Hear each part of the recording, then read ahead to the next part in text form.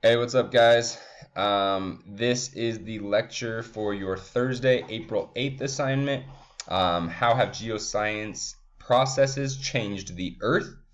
Um, the videos this week, you guys had one video, what is weathering? We had one video, what is erosion? And right here, we're just going to kind of put it all together, okay? This is an idea that you've all pretty much already talked about when we were discussing plate tectonics. A lot of this was just kind of implied and in the background, and this week we're really going to identify it and kind of see how this stuff is happening. So the first thing, we need to understand that weathering and erosion are two different processes, okay?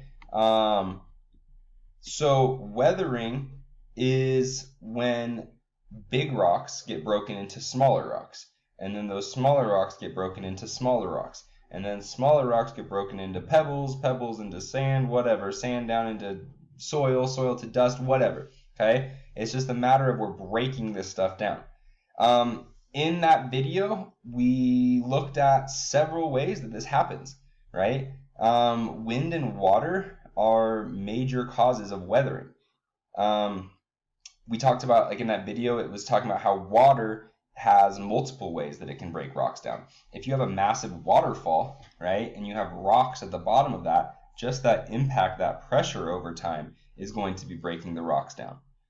So that physical contact from the water can do it. Rain over time, right? Areas that get a lot of rain. I know it doesn't seem like a lot, but those raindrops are going to be having an impact just based on the physical contact. Beyond just the physical wearing down of the rocks from the water, there's also the chemical side of it. So, like acid rain. So if we get rain in areas with a lot of pollution, that rain is slightly acidic. If we're putting acid onto rocks, that will cause a chemical reaction, right? Not all the time, but in certain occasions, especially like limestone, if we have acid rain hitting limestone, that's going to break down really quickly. Another way that water can break down rocks is by becoming ice and then going back to water. So if we have a rock that has cracks in it, and those cracks are filled with water, and then it freezes, right? Ice expands.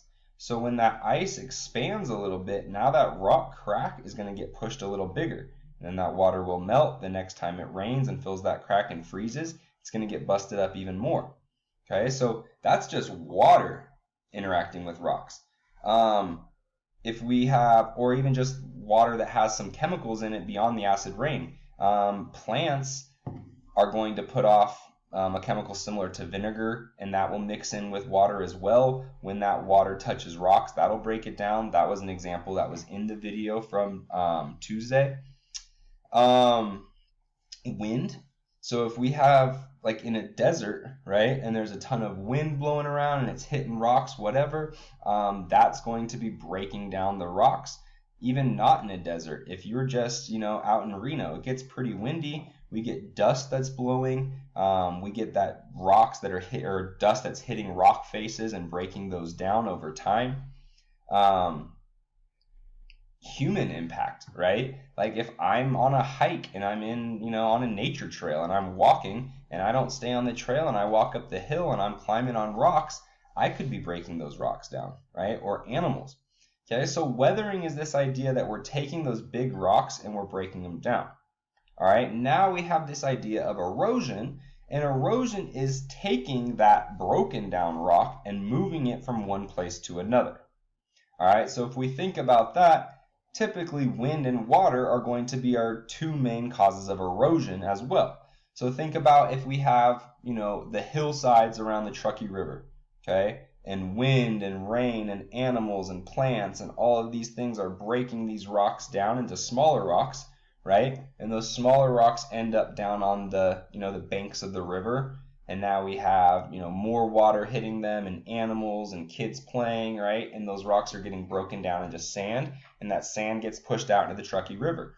Well, when the Truckee River is flowing, it's going to be taking down the light and smallest, like the silt, like the fine sand, and it's going to be moving that down, right? So a lot of that fine, soft sand that's really good soil is going to be taken from those riverbanks, and it's going to be washed down the river and end up eventually in Pyramid Lake, right? So this quick example right here, this video I want to show you, I'm not sure if you'll hear it, but you don't need to be able to hear it. I'm going to kind of explain over it, but this is just a simulation of just showing like water, like waves crashing onto a beach. So if this was like the beach right here and this is the ocean, you're going to see that this beach over time is going to be taken out into the ocean. And this is a perfect example of erosion. So as you can see, it's getting more and more and more out into the ocean. And we see up here this sand is being taken. So with that example, that's happening every single time a wave crashes onto the beach. So think the ocean or Lake Tahoe, or I mean even along the river when the water's crashing up and taking it back out to the middle of the river. This is happening all over the place. All right. In the video yesterday, I kind of talked about soil erosion and soil conservation. This is just the idea of, as humans, being able to think like, all right, how can we maybe cut down on some of this good soil being caught up in the erosion? And that's a problem that, people that are farmers, agriculture on a large scale is dealing with, because a lot of our farms end up in, windy areas. If we think northern Nevada, we've got lots of farms out here, right? Fernley Fallon area, you think, Nebraska, Oklahoma, where we've got big farms for major food production. We get that wind and we get that soil. If that soil is blown away, that's where all the nutrients are. So that was kind of just talking about some ideas of ways that we can cut down this soil erosion. Building up windbreaks, plants that will break the wind so that the wind doesn't go right over your soil. Planting more plants, right? When those roots are holding on to the plants, then that soil isn't going to get washed down nearly as easy. And that's why it's super important, like in forest conservation, when we're talking about, not chopping down trees, taking care of the forest. That's super important, because if we're going up to Tahoe and we're clear-cutting forests, right, the next time it rains, all that soil and that dirt that would have been caught up in those roots, that's getting washed down into the Truckee River, or into Lake Tahoe, right? And then in time, that's going to be taking down the Truckee River. We're not only losing the soil that's needed for that area, but also we're going to be damaging the clarity of that water, right? So talking about this, there's all sorts of things to this. This picture right here, super cool. I'm going to let this play for a second to see. This is just kind of low tide, high tide. And you can see these rocks up top haven't been impacted nearly as much because the water's not hitting them. But simply that water rushing up over these rocks and back down a couple times every day, as you can see over the years, has made major impacts on these rocks.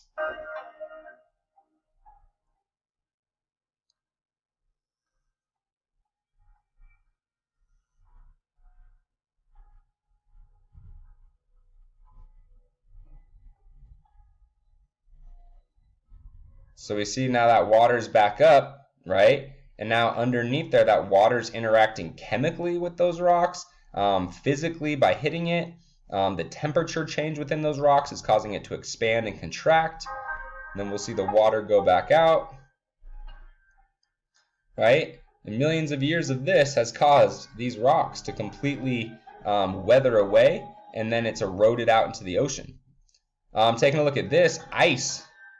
Think about this, for that temperature change, all that ice, every single piece of rock that had water in it that froze, those rocks all expanded and cracked.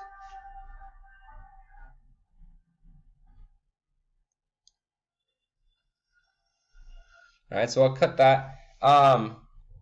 Big thing here is that weathering and erosion are natural processes, right? Humans do impact it sometimes, but weathering and erosion are part of these geoscience processes that have changed the face of the earth. Between weathering, between erosion, and between plate tectonics, what we see on this earth has completely changed over billions of years, right? Obviously, we haven't been here to see that, But through science, we can kind of see and map out what things would have looked like prior, right? From Pangea to where we are today. That's just plate tectonics moving around those plates.